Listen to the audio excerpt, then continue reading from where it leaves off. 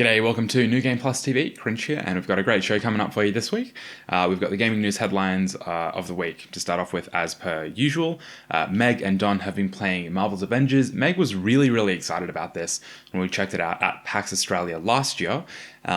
She was a little bit lukewarm on the beta, but she's mostly come around to it, and Don, being the Destiny fiend that he is, he just wants to see that number go up.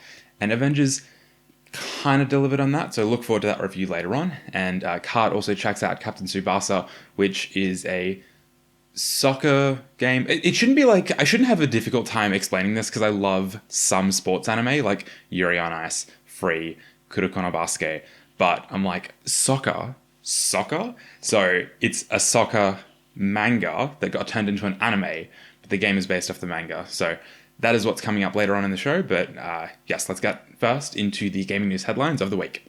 Microsoft has confirmed the Xbox Series S and detailed its hardware specifications. The Series S is built to play all the same next-gen games as the Series X, but at a lower target resolution of 1440p rather than 4K.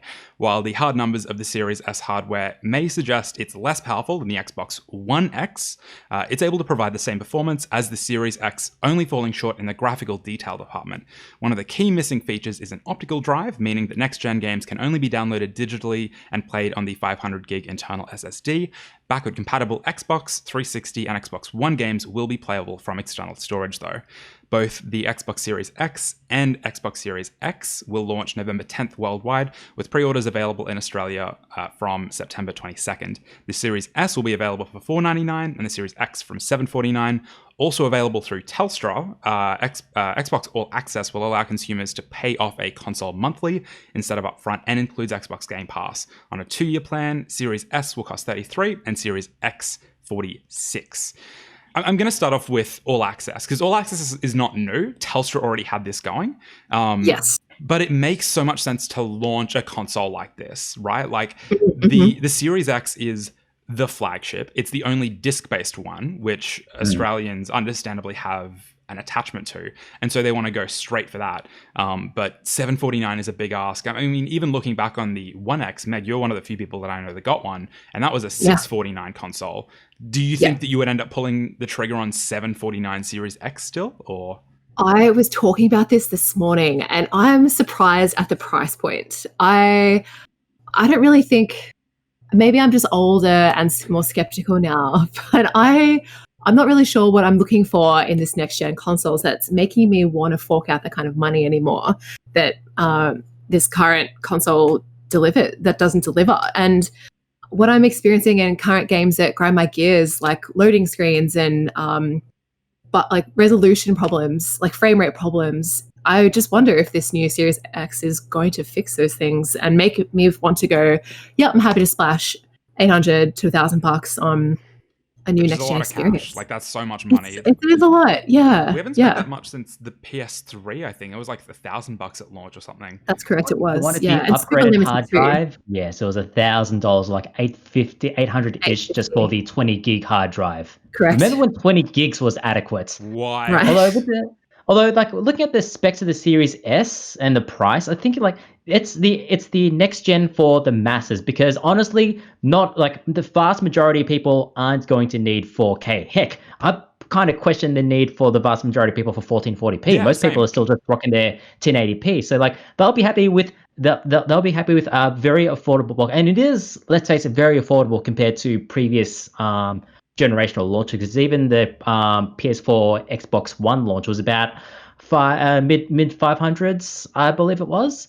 Yes, so like 500 flat, even falling slightly below that is a massive psychological barrier that for consumers. Super Mario 3D All-Stars for Nintendo Switch, which was announced in a Nintendo Direct recently, will include optimized versions of Super Mario 64, Sunshine, and Galaxy in one package, touting higher resolutions and an optimized gameplay experience. It's launching on September 18th and will be available approximately until March 31st, 2021. Getting into that in a sec. Nintendo is also re-releasing the Wii U game, Super Mario 3D World for Switch, plus Bowser's Fury, which is sort of an enhanced version, an expansion sorta, that's launching February 12th, 2021.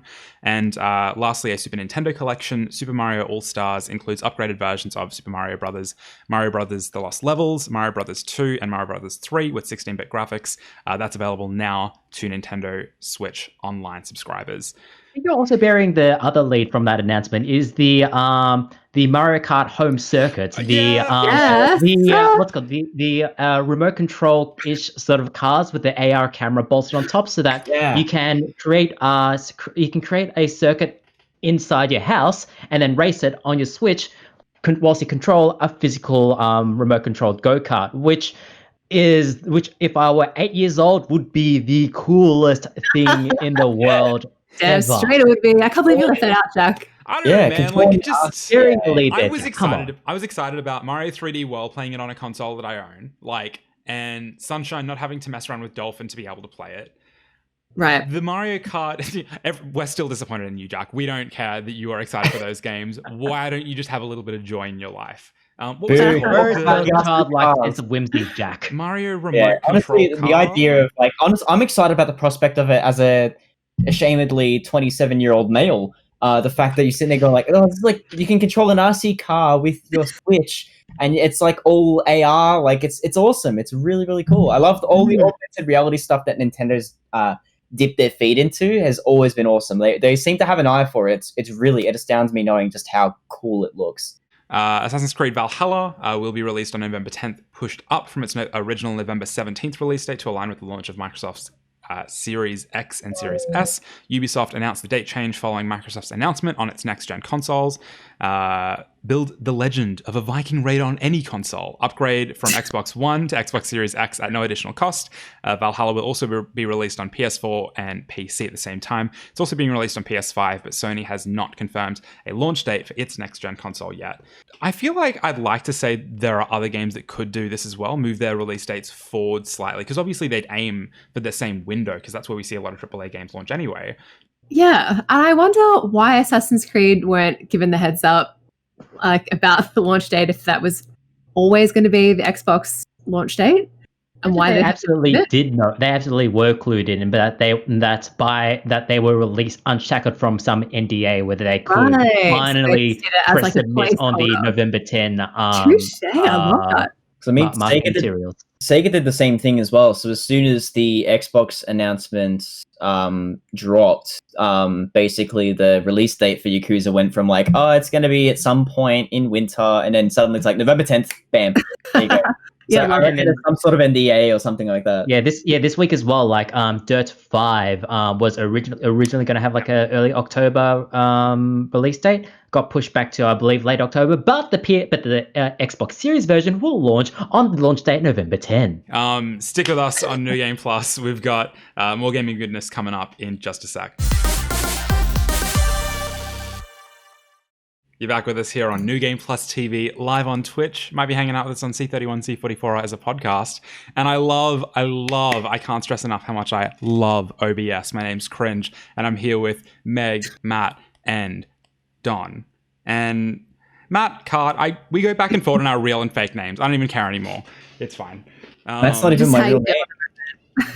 You don't know who I am. Kart, you've been playing Captain Tsubasa. This is an anime tie-in soccer game. That's all I know about it. No, that's fine. That's all you need to know. So, Captain Tsubasa: Rise of New Champions is the latest in a series of games on the basically adaptations of the long-running sports manga. It features basically a ragtag team of soccer players from all sorts of and walks of life, from various middle schools in Japan, soccer clubs in Japan, and they eventually go on to represent Japan on the world stage and start playing against many other soccer teams around the world, like Germany, Brazil, and stuff like that. So it's a game that's pretty much very honestly an arcade soccer game. So for a lot of people who played a lot of soccer games in the past, like Actua Soccer, Virtua Striker, Red Card, Sega Soccer Slam, it kind of feels very much in the line of that, of really just really bombastic soccer with really easy to pick up mechanics, but also incredibly hard to master. But it's a very satisfying game overall in terms of authenticity and also in terms of just general enjoyability. So the story around Captain Tsubasa, obviously it's an anime series. Are they pulling from the anime series, or are they making a separate story, or are they kind of linking in? Where does that sort of fit into the already existing canon? Well, you just made a lot of manga readers upset. I mean, there is like a couple of like anime style scenes that are based off like some of the adaptations and OVAs and stuff, but it does follow the arcs of the initial manga in the sense that the under-17 Japan like school championships, where all the middle schools kind of battle against each other to win championships for like prodigy what's it called, players and stuff like that, and all the captains are all just like, some of these people like, we're gonna go dominate the field of Japan. And Captain Tsubasa himself eventually goes to Brazil to train as a better player, to learn a lot of the secrets of some of the other soccer teams, and then bring that over to do Japanese soccer proud. So that's basically the gist of it. So in the story mode in the game, there's actually two different arcs. So the first one concerns the whole coverage of the under-17 World Championships, where you play against all the different major teams in Japan. So for example, you've got like the Toho Academy representing Tokyo, one of the teams representing Hokkaido, one of the teams representing Okinawa. So like all different walks of life, like up north in Japan where there's snow and stuff, the summer, all the tropical climates over in Japan, and also people kind of in between like Shizuoka and Fukuoka and stuff like that. So there's a nice spread, and the first arc, it basically teaches you the mechanics of the game, which is really, really cool in the sense that there's a fair amount of bombast to it. Like obviously the ball physics and everything isn't realistic. This isn't FIFA that you're talking about here. It's very much in line with something like Virtua Striker, where characters will be able to kind of pass and the ball kind of will respond in a very fluid and precise manner. But there's also ways where you got to dodge past enemies and you attack, and it's kind of like almost like a rock paper scissors style system where you do like more aggressive tackles and more defensive dodges and tackles.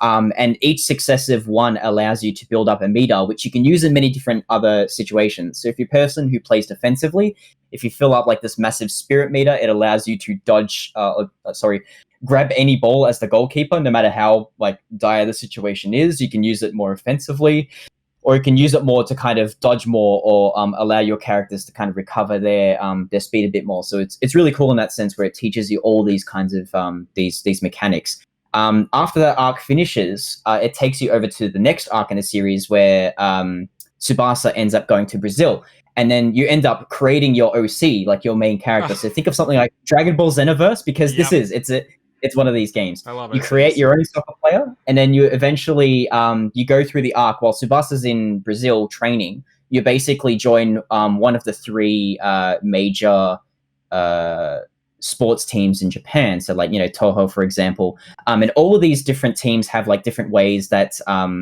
your character can level up. So your character will eventually level up through this entire story, this entire arc of Captain Tsubasa's manga. And then at the end of it, it ends up finalizing your stats that you can use. That you can basically use that character and create custom teams, and then use that online, or use that in like in split screen or whatever. So it's kind of interesting to see like the story mode, like a lot of the choices that you make in the second part of the story mode kind of affects tooling around and customizing custom characters and custom dream teams and stuff.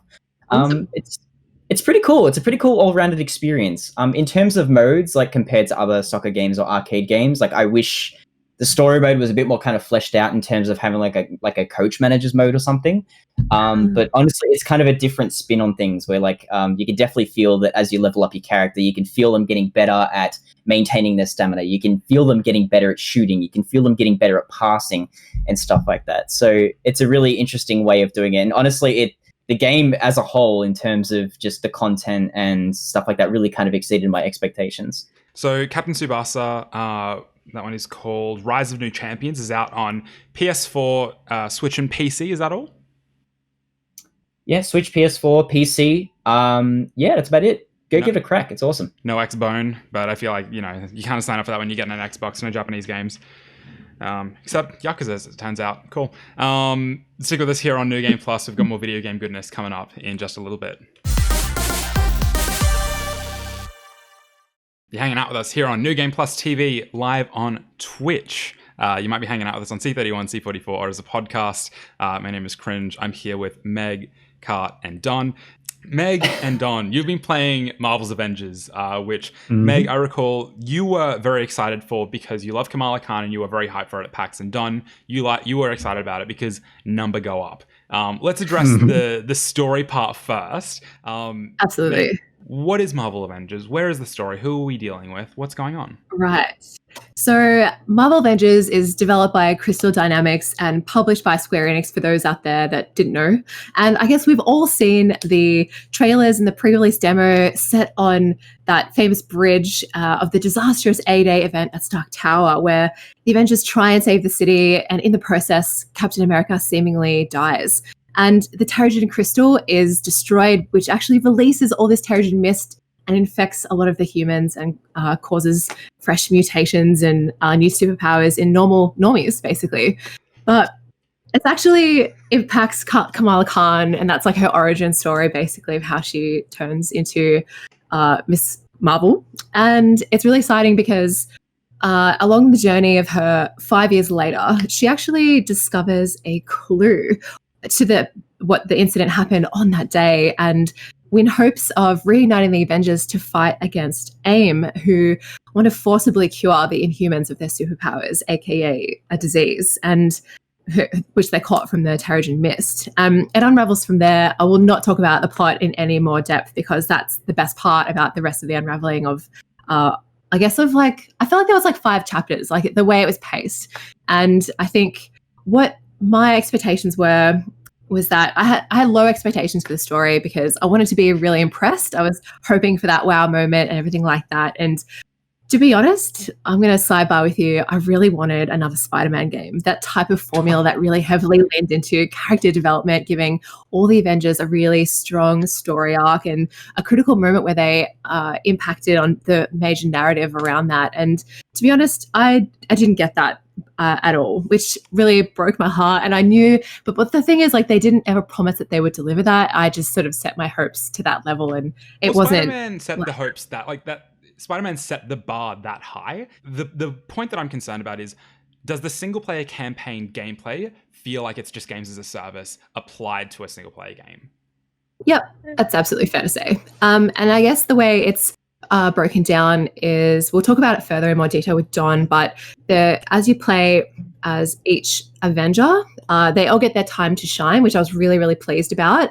And they all have a light attack, heavy attack, ranged attack. And then there's skills that you, skill trees, obviously, and power levels as well as character levels. So the power levels are like a priority that you should be focusing on as a player. So am I the right level to complete this quest? And it's also tied to the gear that you're wearing, but as well as the character levels, which is based upon skill points and new abilities. And obviously there's lots of loot. None of it's aesthetic. It's all just hidden behind your costumes.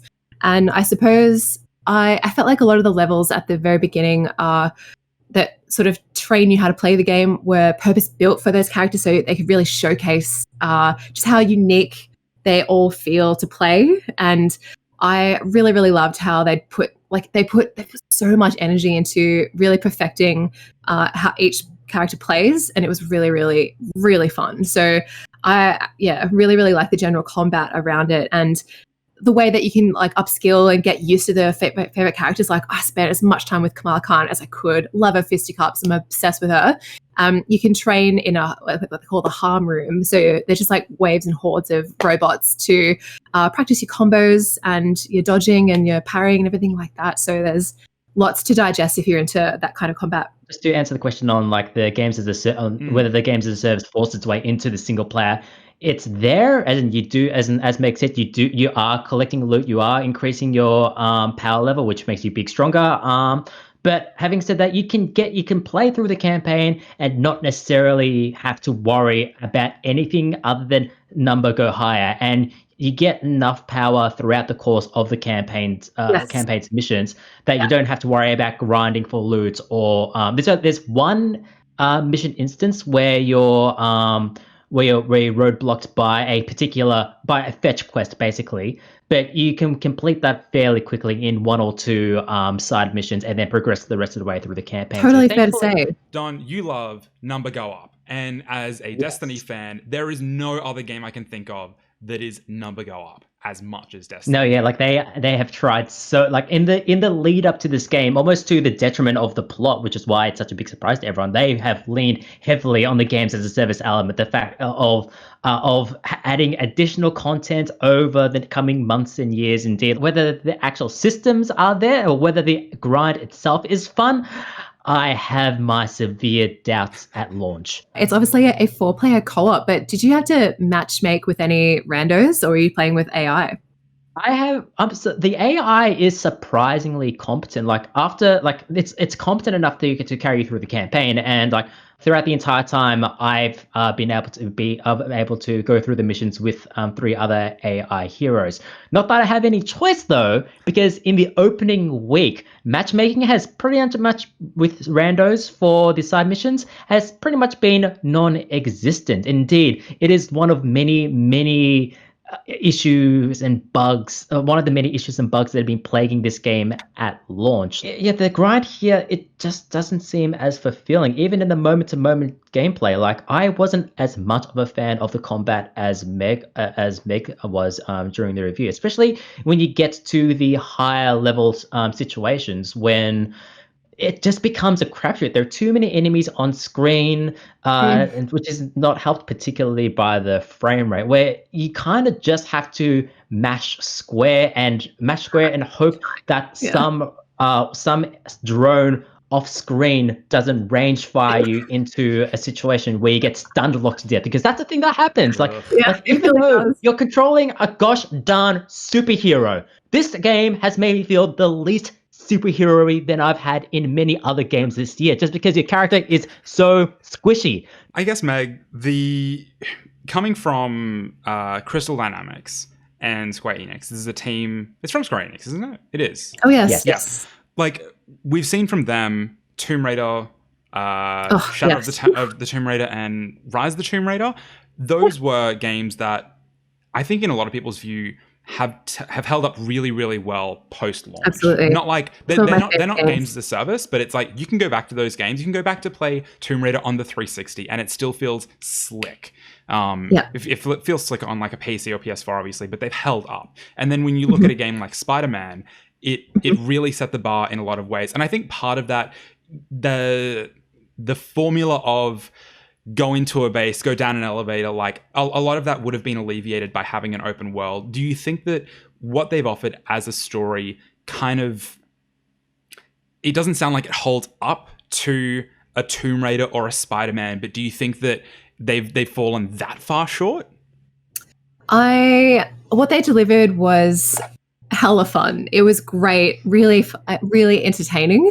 But it's not on the same level as any of those titles you've just described, I don't think. For replayability, I think the multiplayer it's not split screen or couch co-op, unfortunately. And that would be a huge, like you have to have 2 PlayStations to play together. Yeah. And so that to me is a huge barrier for wanting to pick it up and have a casual play if it wasn't with like Don over Discord. So I think I really wanted more meaty campaign narrative, and I wanted to see every Avenger have an important piece of the story that contributed in a meaningful way to the end chapter. And it just didn't really dabble. Like the Hulk didn't get more than one 5-minute moment to really showcase that his brute force, and same with the Thor. So I think, there's a lot to unpack with that. And I hope that with the continual story content that they've promised to deliver in the future, that it does add value and would make me want to come back to see where they take it from here.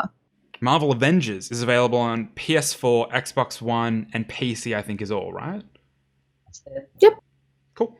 Thank you for that review, guys. That actually wraps up New Game Plus TV live on Twitch this week. Thank you so much for hanging out with us. If you want to see our previous television episodes. We're on terrestrial TV. What a concept. YouTube.com/New Game Plus TV. Social medias, Facebook, Twitter, Instagram /New Game Plus TV. The website is newgameplus.tv. And of course, twitch.tv/New Game Plus TV. Thursday nights, 8 p.m. is where you can go to see the show recorded live. Don, Kart, Meg, thank you for joining me this week. Thanks so much. It was a good sesh. Everyone at home, thanks for hanging out with us, and we'll catch you next time.